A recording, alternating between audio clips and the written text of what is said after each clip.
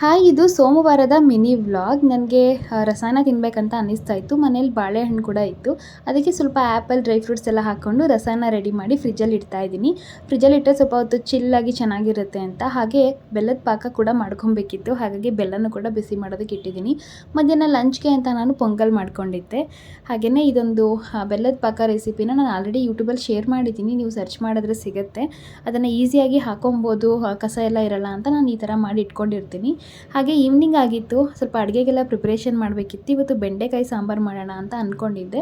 ಹಾಗೆ ನನ್ನ ತಂಗಿದು ಬರ್ಡೇ ಇತ್ತು ಇವತ್ತು. ಹಾಗಾಗಿ ನನ್ನ ಮಗಳು ಹೋಗ್ತಾ ಇದ್ದಾಳೆ. ನಾನು ಹೋಗ್ತಾ ಇರಲಿಲ್ಲ, ಅವಳನ್ನೇ ಕಳಿಸ್ತಾ ಇದ್ದೀನಿ. ಸೊ ಅವಳು ಕೂಡ ರೆಡಿಯಾಗಿ ಅಲ್ಲಿಗೆ ಅಂತ ಹೊರಟಳು.